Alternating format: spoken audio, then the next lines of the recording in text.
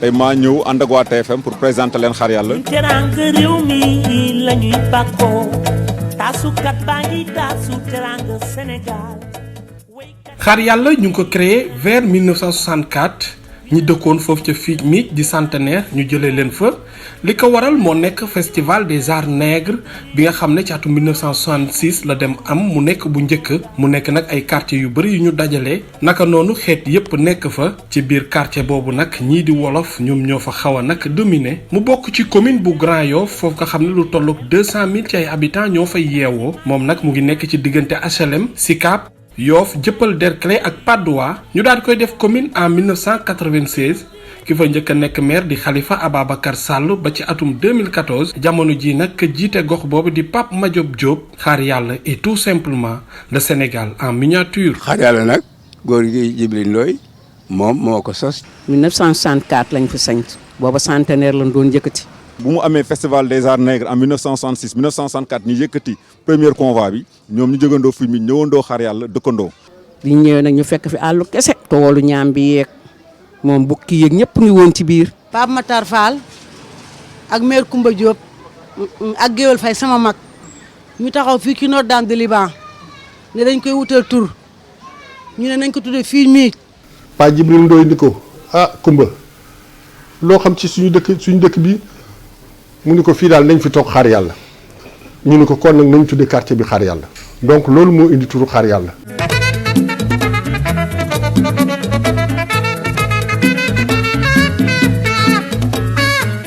ki fi njëkk dëkk si c'est la famille Loum moo dëkk si xaar yàlla moo njëkk ñëw dëkk si fa après famille Djibril Ndoye fekk si ko famille Moustapha Ndiaye famille Baye Wali Ndiaye Moussa Ba famille Ali Ba Fodé Diop. Malick Koumba Thiam ak famille Silva ak Seynabou Dia ñu koy wax Sabel Dia. ba ñu fi dee xaar yàlla ñun ñii ñoo fi jëkk a fanaan ñoo fi jëkk a taalaala ceeb ñun géwél yi ba yàlla def ñu ñëw fi Pa Djibril Ndoye mii kër gi ñëw fekk ñu fi ñu taxu si fi góor gi ñëw fi daaj baraak ak doomam bu jigéen ma jigéen Ndoye. les premiers parents yi nga xam dañu ñëw fii dañu créer 2 quartiers. ñenn ñi dañu loger sës. ci gendarmerie bi ak Notre-Dame de Liban donc ñeneen ñi tali bi moo leen séparé ñeneen ñi moo jóge ci tali bi Djibril Ndoye dëkk jëm nii.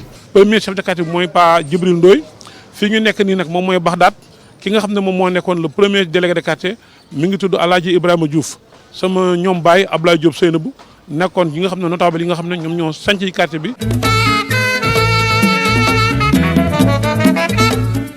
jamono yooyu metti na lool amuñu ndox amuñu courant amuñu dara bu ñuy root ci biir camp bi la ñuy root te booba camp bi sax ñëwagul dañ daan dem ba cité des eaux defa rooti ci ndox. amul woon benn équipement amul woon benn infrastructure benn robinet la amoon boo xam ne dafa nekkoon fële ci front de terre. ñun ñëpp ñu fay dem waa Baxdaad yi ak waa xaar yàlla ñuy dox di dox ba tey ji quartier bi commencé am tuuti changement. transport public yi daaw ñu woon nangu dugg biir xaar yàlla. ku ñëwoon rek ba route de frontière foofu ngay yem. dañ daan ñëw ba Kastoor chauffeur yi ñun du ñu egg xaar yàlla ndax xamuñu koy xaar yàlla dem leen ngeen xaar ko foofu ñu ne ahankan dinañ ko fa xaar. amul woon tamit électricité ay kër yi ñu doon def ay lampe tempête lañ doon taal ci kër yi. lépp lu fi am population bi ñoo ko defar seen bopp. ñoom mbedd bi nga gis ñoo créé suñu électrisation avec des lampadaires solaires nu mu tuddati jëmbat des cocotiers améliorer cet espace vert pour nos propres jeunes.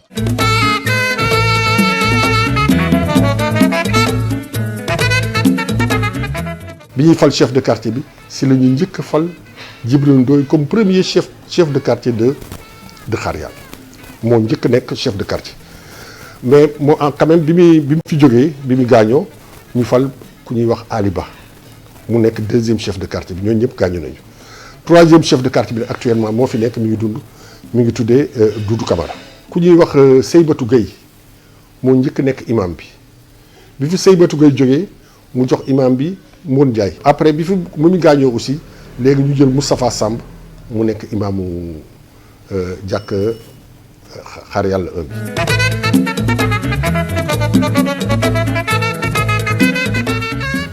fii daanaka 92% ñu bëri dugg nañu école française et tous les mercredis ñu ngi doon dem ci daara yi di jàng alxuraan dem école française pour jàng nasaraan. loolu moo ñu may compétition boobu moo ñu may ba ñu am ay haut cadre. démb bu ñu nekkoon ci école yi dañu doon wax waa ñaay mais loolu motivation la woon si ñun dañu doon fexe ba ñu bokkal classe ba du ñu raw ci dara. On a montré que le bon exemple mis en classe mis dans le domaine football dans le domaine sportif mis dans le domaine culturel suñu musaan dem dañuy wone suñu bopp dañuy jaay suñu bopp parce que on ne devait faire que cela.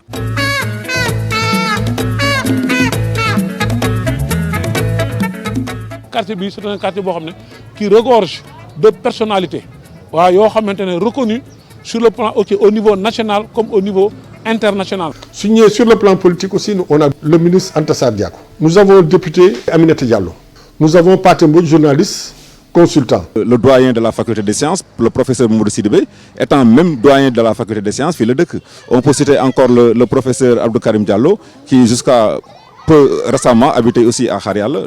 Mansour Niang, bi nga xam nekk na fi député à 2 reprises. docteur yi moom mënu ma leen compter fii ingénieur yi mënu ma leen compter fii ak ay enseignants de qualité am na si góor gi Mbaye Abdou Khadre c'est l'un des meilleurs professeurs de mathématiques yi nekk fii ci dëkk bi.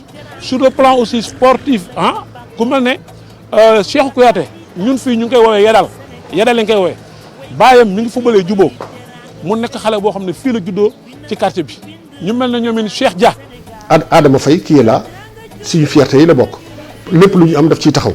Nous avons Abdou Birahim Diop qui est aussi conseiller municipal si mairie bi.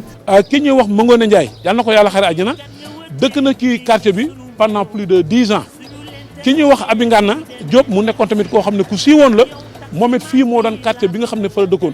ay ñu mel ne ñoom Mass Mbaye ay ñoom Lama Gueye ñoom Ali Gueye ñoom ñëpp vraiment ñi ngi fi ci quartier bi te ñooñu ay artistes lañu de renommée internationale.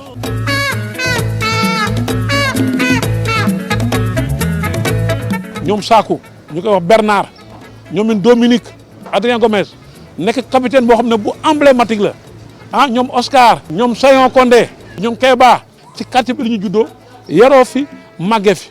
Mamadou Taw fii la defee kadem dans l'ASC Djubo fii la defee senioram bala avant muy dem Jël Diop di dem Casa Sport di dem nekki professionnel donc suñu fierté la bokk. Frédéric Mendy il a joué à l'équipe nationale football na Saint-Étienne football équipe nationale football na Djubo fii. Nous avons Oustaz Pape Anne football na sax cadet Djubo yi donc suñu fierté la bokk.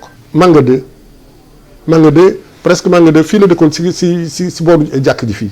Double Less aussi dëkkoon na fi donc moom tam aussi si suñu fierté yi la bokk. Abdoulaye Diallo Muller football na fi Gorée.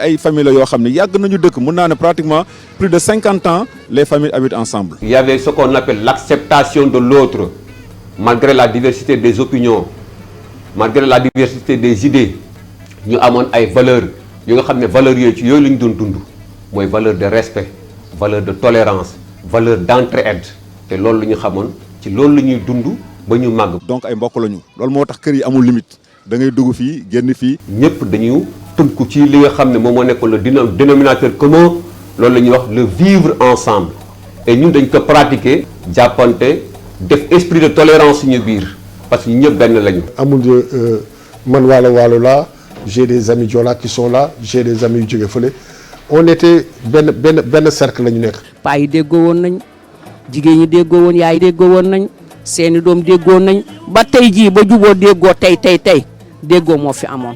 bu fi jàmm amee ñëppay dajoo bu fi safaar amee ñëppay dajoo.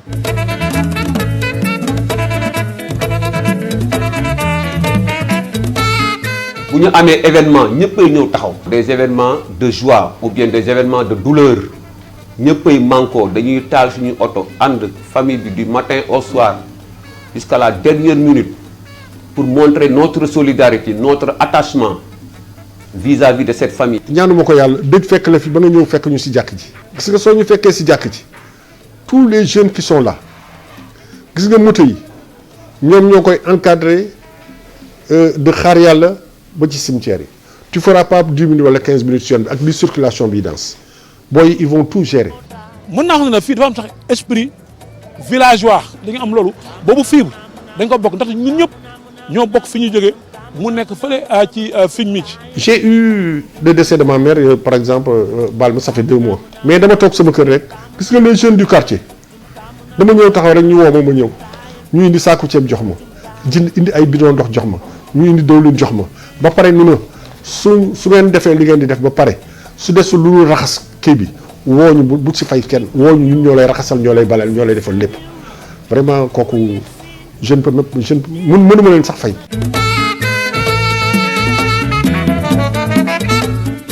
déggoo bi c'est parce que bi ñu taxusee ku ñëw xamante ka nga sës ci moom ka la xamante kee yàlla ak jàkka ji di benn ñu di ci def lu ñu mën ca commencement ba c'était dur mais ñu def lu ñu ci mën ñu dimbale nu mais benn xuloo mbaa benn werante mos sa am. donc solidarité lu ko indi mooy entente bi cohésion bi le fait d'accepter l'autre yooyu nag bu ñëwee dafay jur lu ñuy wax esprit de confiance. mënoon nga ñëw fekkee heure añ mais da ngay gis nit koo xam ne mën nga dugg kër gi añ génn duggaat kër gi añ mais c'est comme ça c'est une famille vraiment c'est une très grande communauté. parce que ñi ci ëpp ñëpp fan dëkkoon ca Figg Micc ak yooyu. ñoo xawoon a bokk ay mbedd ay koñ ak yooyu. Noël su amee xale yi lu ñuy gis ci télé ñu koy def leen jox Père Noël du ñëw leen jox cadeau on l'organise ici durant la Coupe d'Afrique avec nos propres moyens on avait organisé benn fan zone ici avec un écran géant.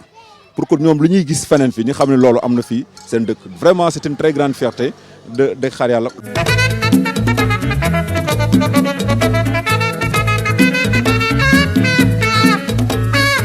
ASC yi benn la surtout nag ASC bi nga xam ne moom moo nekk ASC maire muy ASC jubóo la Xaar Yàlla bi nga xam ne jur na encore yeneen ASC yoo xam ne jur nañ fi yu mel ne comme Mbassoos lu mel ne yoon bi yu mel ne gang gi yu mel ne gaal gi ainsi de suite. même suñu ASC c'est essentiellement composé de professeurs d'instituteurs d'enseignants. et lu leen si taxoon na jóg moom mooy fexe ba jeunes yi am une occupation saine lutter contre l'oisiveté qui est la mère de toutes les vices et te loolu gis nañu que ne y avait des précurseurs des gens yoo xam ne ils s'étaient donné corps et âme. sañse bi moom yàllaa ñu ko bindal ñu jële ko ci mag ñi ba xale yu ndaw yi nii tey ñoo ñu gën a mën a sañse ndax booba yàlla may nañu ba mag ñi solo toog fii jeeg ju xale yu ndaw yi solu teeg fii ñi gën a féete ndaw solu toog fii ñu organiser la ko nag ba mu baax. man déjà à l'âge de 20 ans rek commencé naa teg costume. parce que dañu amoon ay grands yu nga xam ne ñu ngi woon fii amoon benn groupe bu ñuy wax SL3. si ñoom la ñuy inspiré wu def lu ñuy wax la correction da ngay mun solu ànd ak correction. sangu ba set peñewu passé sa tubéy siire sa dàll leen la ñu doon sol di def ay coupe am ay tailleur di sol ay costume di teg parfum yu cher yu baax parce que dañu bëggoon suñu bopp fonk suñu bopp. te gëm boppam boobu lu ko indi c'était par rapport à la vision bi li ñu doon am suñu musaan jógee Xaar Yàlla dem fekk leen si biti donc il fallait que ñu won leen nag solu sañse gëm sa bopp fii la fekk baax daal. Xaar Yàlla moom takkusaanam benn la moom amul ci benn quartier takkusaana xaar fii ci angle bii benn la. temps boobu juboo ngi dox xale yi dem football di gagné ñun ñii ñëw toog ci dëkk bi di gëdd suñuy sabar di gàtt suñuy rakk duñu xeex duñu xuloo duñu def dara.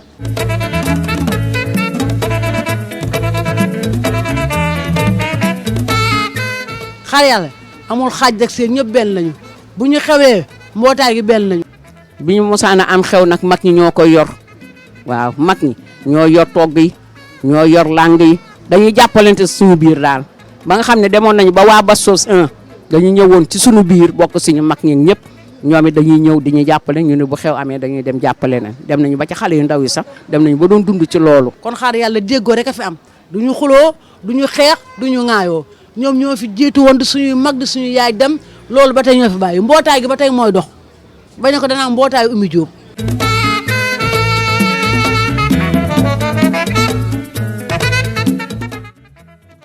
ñuy conseiller xale yi ñu fonk seen diine